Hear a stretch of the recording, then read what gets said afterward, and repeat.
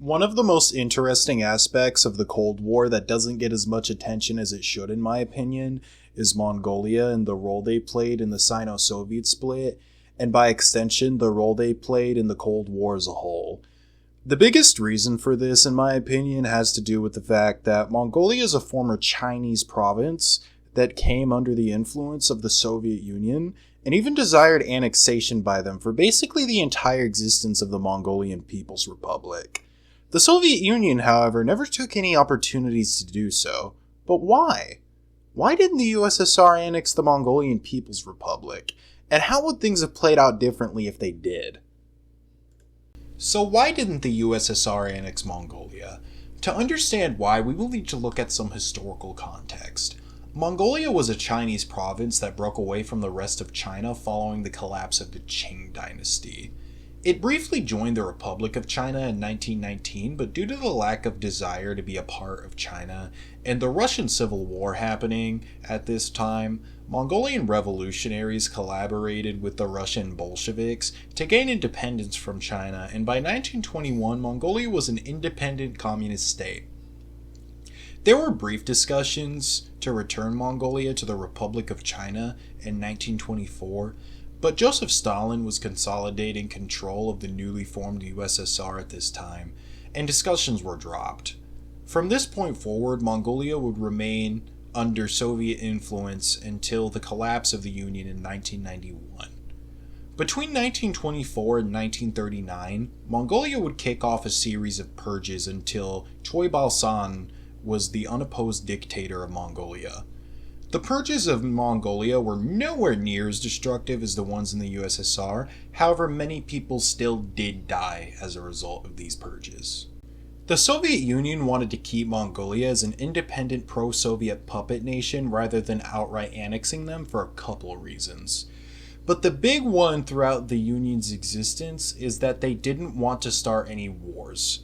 China has historical claims on Mongolia due to them being a former province of the Qing dynasty, and Japan at this time was expanding its imperial empire into Asia. Annexing Mongolia between 1939 and 1945 could have instigated a war with China or Japan. After the collapse of the Third Reich, the USSR would use the status of Mongolia as a bargaining chip with the Allies.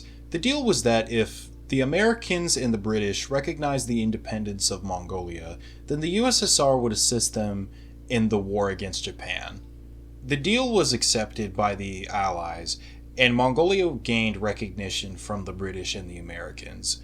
Joseph Stalin was able to convince the Republic of China to recognize Mongolia as an independent nation by promising not to support the Chinese communists once the civil war in China resumed.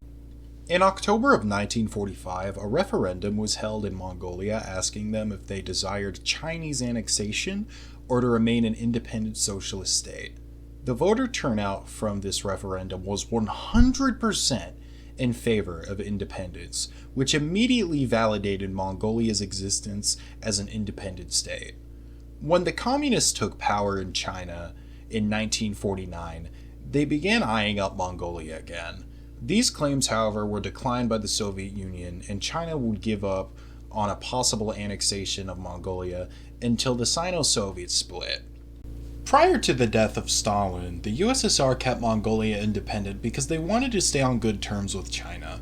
Post-Sino-Soviet split, the USSR did not want to instigate any wars with China by annexing Mongolia, but it was also beneficial for them to keep Mongolia as a bargaining tool if need be. So what if the USSR decided to annex Mongolia despite any potential drawbacks that could come of it? First things first, we need to establish a time period when this could have happened.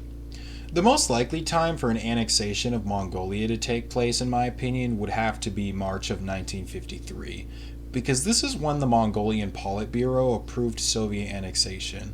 In our timeline, the premier of Mongolia, Yumjaagiin Tsedenbal, presented the request to the Soviet leadership at Joseph Stalin's funeral, and the proposal was rejected. Multiple other proposals were made by Mongolia throughout the Cold War, but in my opinion, this would be the best time for the USSR to accept such a proposal. In this alternative timeline, let's assume that Tsedenbal presents his request to the Soviet leadership and they accept the request. So how would this affect the Union? Well, to put it bluntly, China would be pissed. This was the time when Nikita Khrushchev was consolidating power over the Soviet Union. In our own timeline, one of the biggest contributing factors to the Sino-Soviet split was Nikita Khrushchev's secret speech, which was his denunciation of Joseph Stalin. Mao believed that this was a blatant display of anti-revolutionary behavior. In our own timeline, the USSR barely avoided a large-scale conflict with China, however, did have border disputes and even a confrontation. It's safe to say that if the USSR decided to annex Mongolia, China would have taken it as an encroachment of their own sovereignty. I don't think it is a far-fetched idea that China would set off a full-on war with the USSR.